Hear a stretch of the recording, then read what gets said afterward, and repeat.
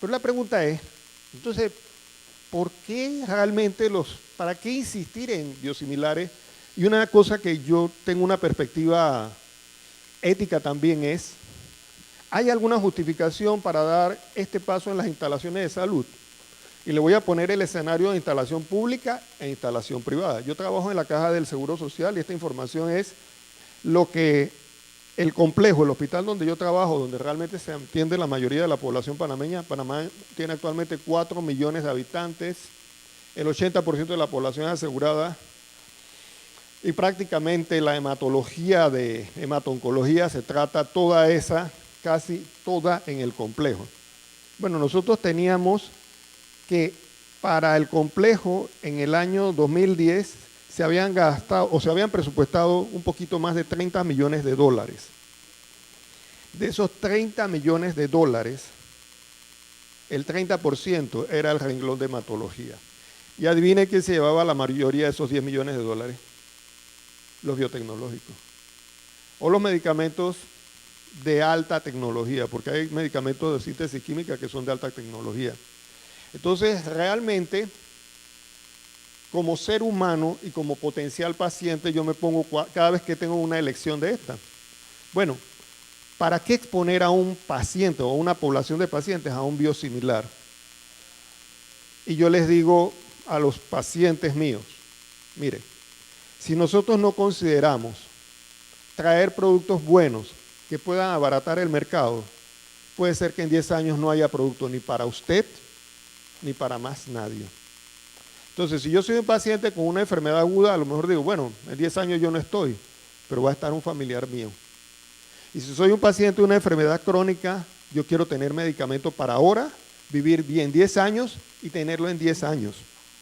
Por lo tanto, para el sistema de salud es importante tener intercambiabilidad de buenos productos en general y tener intercambiabilidad de biosimilares en el área de biotecnológicos. Eso es justificable y es justificable éticamente hablando en un sistema de salud pública. Y les pongo la experiencia que yo tengo a nivel privado, porque yo también hago práctica privada. Resulta que en Panamá, debido a las carencias que existen en el sistema público, una población no despreciable tiene seguros privados, pero generalmente la cobertura no es como el Seguro Social de Panamá, que es 100%.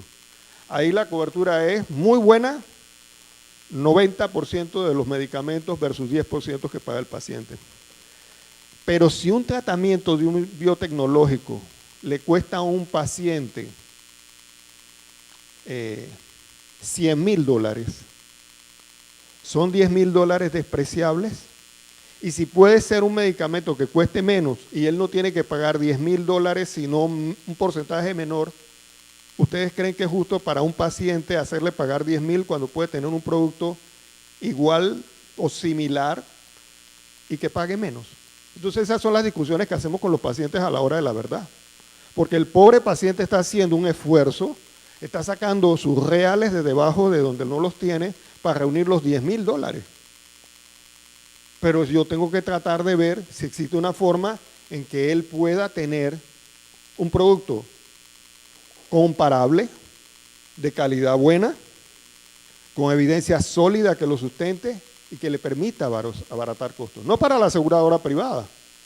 O incluso él tiene un costo anual, un costo de vida, o sea, su seguro le cubre $1 millón, que suena mucho dinero hoy en día, pero resulta que su enfermedad sabemos que en poco tiempo se va a llevar ese $1 millón. Hay que usarlo lo mejor posible. Entonces son cuestiones éticas que en ese contexto, decir que podemos ofertar un biosimilar no es algo inadecuado para un paciente, a nivel público y a nivel privado. Bien, y lo otro que yo traía era, bueno, ¿qué hemos aprendido a lo largo de la historia de los biotecnológicos? Y esto yo lo viví, porque yo soy de los hematólogos más viejitos de mi generación, y yo era ya hematólogo cuando esto pasó. Y traigo el caso de la eritropoyetina. Esto es lo que ocurrió con un producto original, un producto de marca. ¿La eritropoyetina qué es? La eritropoyetina es una hormona que se produce en el hígado y en el riñón. La eritropoyetina usualmente, o no usualmente, su función normal es que ella, cuando hay baja cantidad de oxígeno, ¿y por qué va a haber poco oxígeno? Por anemia. ¿Qué pacientes lo usan? Pacientes con insuficiencia renal crónica, pacientes con enfermedades hematológicas que bajan la hemoglobina. Bueno, la eritropoyetina normalmente en todo ser humano, cuando tenemos disminución de nuestra hemoglobina, viaja a la médula ósea y estimula la producción de glóbulos rojos y mejora nuestra hemoglobina. Desde los 80 se crearon eritropoyetinas biotecnológicas recombinantes y son utilizadas para este grupo de pacientes que no producen, tienen bajos niveles de producción de este medicamento, de esta sustancia. Desde los 90 finales se empezó a notar que había pacientes que estaban recibiendo eritropoyetina. Y digo, si yo tengo 8 de hemoglobina y me quieren mantener en 10, me ponen una dosis, y me van llevando y me mantienen en 10. Pero empezaron a aparecer casos de pacientes que de repente usando eritropoyetina no respondían. Y la hemoglobina en 10, 9, 8, 7, por aquí hay un caso. Estaba recibiendo eritropoyetina y de repente empieza a bajarle y empieza a necesitar transfusiones y tenía que quitarla. ¿Qué fue lo que se descubrió? A ver. Bueno, se publica en esta revista, que es una de las revistas más prestigiosas en el mundo, que en 13 pacientes se había encontrado que se habían producido anticuerpos que atacaban a la eritropoyetina que se le inyectaba al paciente, al fármaco, y atacaban a la poca eritropoyetina que producía el paciente y no producía células rojas. Esto era lo que pasaba.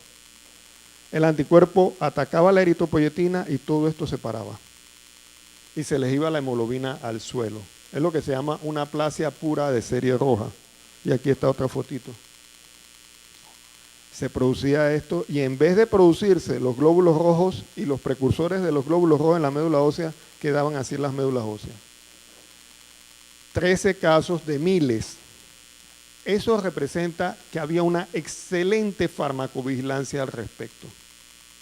Y empiezan a preguntarse, bueno, se dieron estos anticuerpos, bloquearon esto, ¿qué pasó?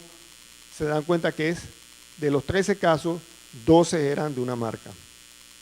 Que de los 13 casos, 12 se habían producido, o la mayoría se habían producido entre los años 98 y 2002 que se hace la primera publicación. Y empiezan a buscar, bueno, fue por la vía de administración, es intravenosa versus subcutánea. ¿Qué ocurrió? Antes de eso yo quiero presentar esto. ¿Qué era lo que había pasado? Bueno, y empiezan las hipótesis. ¿Fue la vía intravenosa o fue la vía subcutánea? No. Y empiezan. Y de repente se dan cuenta que, habían cambiado para finales de los 90 de un conservante que ayudaba a mantener la estabilidad de la eritropoyetina a otro conservante, de albúmina a polisorbato. Y y habían cambiado la tapita de caucho de la jeringuilla en la que venía esa eritropoyetina. Y ese cambiecito de la tapita de caucho más el cambio del solvente traía como consecuencia esto. Y ahí fue donde se dan cuenta, es la presencia del nuevo conservante más tapas de caucho que no estaban con protector. Eso hacía que la eritropoyetina se mezclara con las defensas de la persona, se produjera en el paciente anticuerpos, o sea, proteínas de defensa que atacaban a la eritropoyetina, la veían como rara, porque la veían como si fuera un virus, la destruyeran y no solamente destruían el medicamento inyectado, destruían a la poca eritropoyetina que producía esa persona. Entonces, es sumamente interesante porque la enseñanza de eso es que pequeños cambios en el proceso de un biotecnológico pueden causar grandes cambios en su eficacia y en su seguridad. Ese ejemplo a mí se me quedó toda la vida y yo lo traigo porque es una de las enseñanzas más grandes que yo tuve como hematólogo en la historia de biotecnológico. Y estamos hablando, vuelvo, insisto, no de un biosimilar. Estamos hablando de una eritropoyetina de marca, innovadora, con todo esto. Segundo hecho, el primer artículo que publica esto aparece en 2002. El artículo que dice que lo que había pasado era lo que les acabo de contar, se publica 3 años después, 2005, con todas las técnicas de investigación que tenía un sistema de farmacovigilancia como ese. Estamos hablando de primer mundo, esto ocurrió en Europa y había algunos casos creo que en Estados Unidos. Pero se enfocaron todos estos. Y si nos ponemos a ver en una cantidad pequeñísima de pacientes, porque esto lo usan miles de pacientes y solamente fueron 13 casos. O sea, en realidad para esas 13 personas eso fue un gran problema. Pero como sistema de salud fue algo que se atacó muy rápidamente y se cubrió rápidamente. Pero para un sistema de farmacovigilancia de primer mundo, con todos los recursos que había, costó 3 años saber lo que estaba pasando realmente para poder entonces decirle a la gente de esa eritropoyetina, bueno, haga estos cambios y con estos cambios vamos a ver qué ocurre y lo vamos a vigilar. Con este ejemplo la pregunta es, ¿creemos que puedan pasar cosas el día que yo cambie un biosimilar? ¿Sí o no? Obviamente que sí. De que puede, puede. De que es muy probable que pase, puede pasar. O sea, los productos son buenos, hay productos buenos, hay que tener la mentalidad abierta, pero hay que estar claro de que eso no significa que no puedan ocurrir cosas. Bueno, y en realidad, ¿cómo mantengo el equilibrio? ¿Qué hago? A la hora de la verdad yo creo que, o yo considero que, uno tiene que ver qué tipo de molécula está viendo. No va a ser la probabilidad de efectos colaterales serios, no sería lo mismo para un producto pequeño que para uno grande. 2, ¿qué enfermedad estoy tratando? Y incluso en ese sentido uno pudiera racionalizar recursos.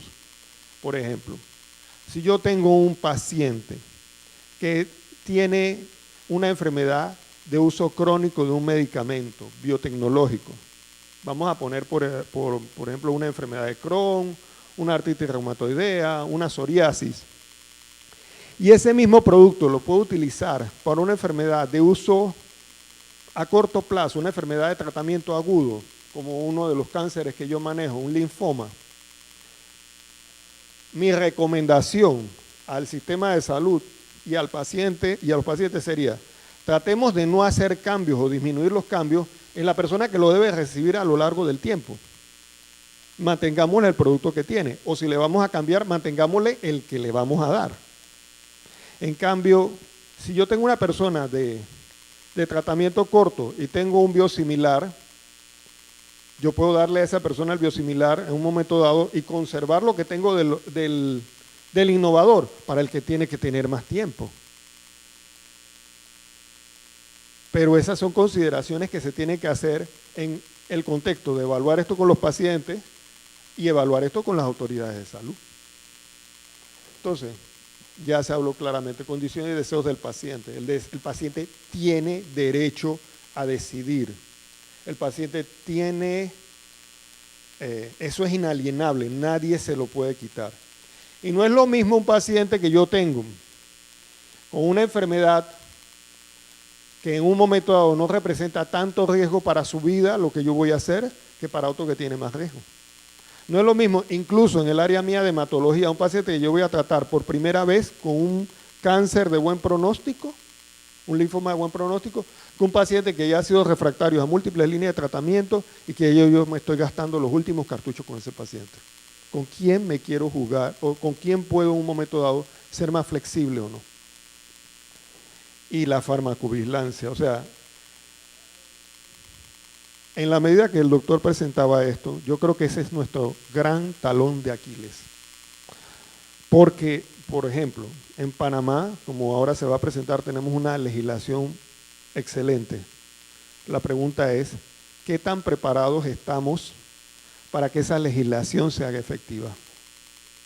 ¿Qué tantos recursos humanos tenemos? ¿Cómo está un sistema establecido de farmacovigilancia en nuestros hospitales? Y la respuesta va a ser es que es nulo. Lo que pasa en México, si allá llueve, acá no escampa. Estamos en una situación similar en toda Latinoamérica. Y esa es una de las grandes preocupaciones que tenemos los clínicos que atendemos pacientes. Porque lo que no queremos, realmente es que no lo queremos, es que aunque los productos sean buenos, no se vigilen bien las cosas, no se atiendan tempranamente, y en vez de tener, como el caso de la eritropoyetina que les presenté hace un rato, que fueron 13 pacientes de miles, yo tenga 130 pacientes de mi puñadito de pacientes en Panamá que de repente me dan un efecto adverso serio, y ahí saltemos a ver qué es lo que está pasando, o 1300.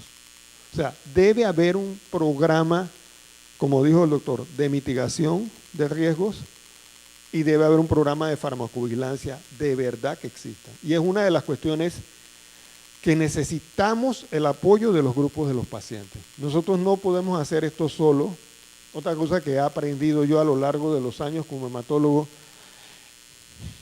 es que el médico, y yo creo que los hematólogos en Panamá, y eso nos lo dirán nuestros pacientes, somos especiales porque a veces parecemos malcriados. Yo se los digo así, o sea, las autoridades de salud nos ven como, ¿por qué son tan inconformes esta gente? ¿Por qué son tan ingratos si le hemos dado tantas moléculas y le hemos dado sala y le hemos dado?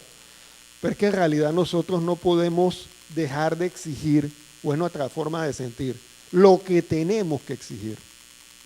Pero por más que hagamos todas las medidas de sustentación de lo que necesitamos, sin el apoyo de los pacientes bien informados, nuestra lucha va a ser, o nuestro trabajo, porque yo creo que no debería ser una lucha, nuestro trabajo va a ser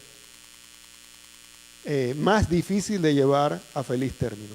Necesitamos la colaboración de asociaciones como esta, en donde los pacientes se eduquen y busquen estrategias organizadas,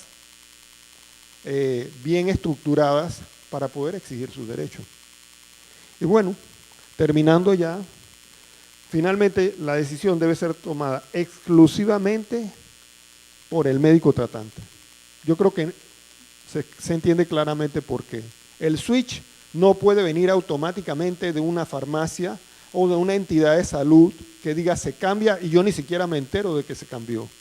Porque eso, para empezar, viola totalmente la farmacovigilancia. ¿Cómo yo voy a saber cuando de repente empiezo a tener cosas raras en los pacientes?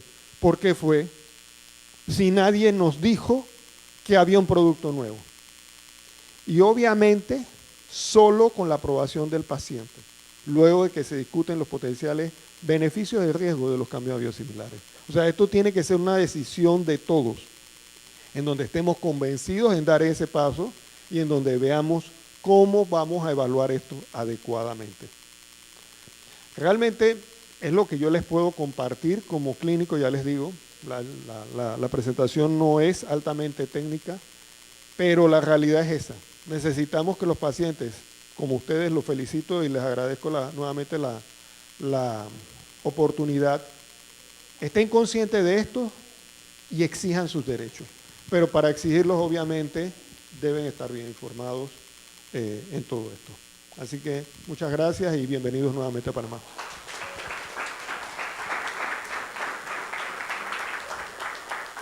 El doctor Aguilar tiene un poco